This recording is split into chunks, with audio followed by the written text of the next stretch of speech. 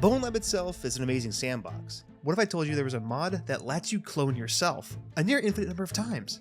Same mod that lets you act with yourself and gives you the ability to create almost anything. That mod is called Timeline, and Timeline opens up so many doors and basically makes Bonelab, in my opinion, a creator's paradise. First things first, let me introduce you to Timeline. Timeline is a mod for Bonelab that lets you clone your current player model, record your movements, and even your voice. Everyone you see in the scene is me. That dude in the corner is me, that guy's me, and even that guy's me.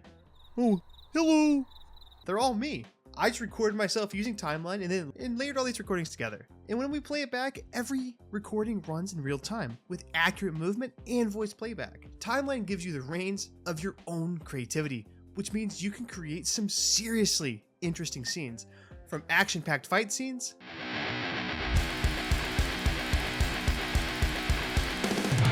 or to some funny skits.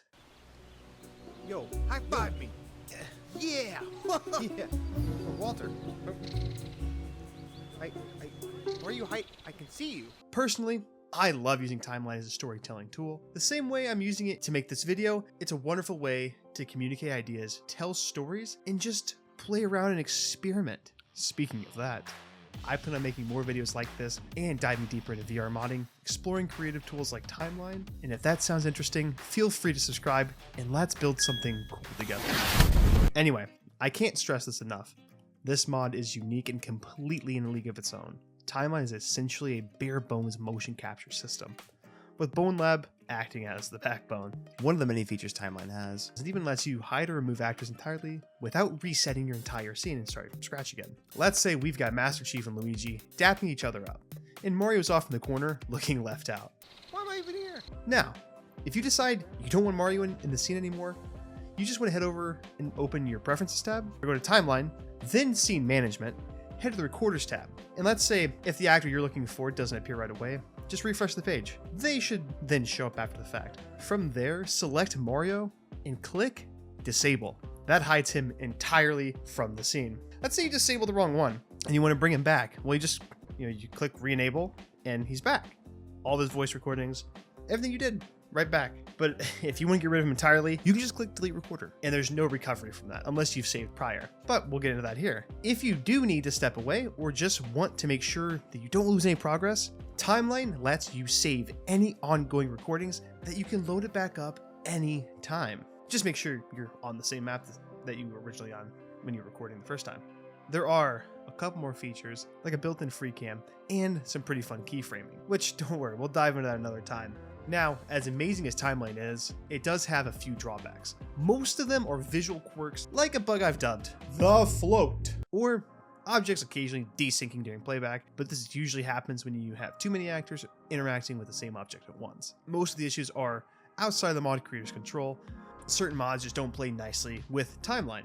For example, many modded firearms don't translate their states correctly. You might record a gunfight, but during playback you'll notice the missing muzzle flashes and audio from the guns, and sometimes the magazines aren't even there. There's another bug with this one mod that it's like Seats and Others. I don't remember the exact name. I'll put it in right here. That if you start your timeline from sitting in the chair, your player model will not be visible at all, and all the props you interact with will also go invisible once you touch them. But these are just some issues I personally run into creating this video. There's probably others that I didn't bring up, but there is one larger drawback. And not to be cheesy, but it comes with your ambition. If you build a massive elaborate scene, you may run into some performance issues. Hopefully at this point you're thinking, where can I get Timeline? Well, after a quick Google search, one of the methods of downloading the files were from Discord servers and Google Drive links, which I'm not saying these are not safe, but you really never know.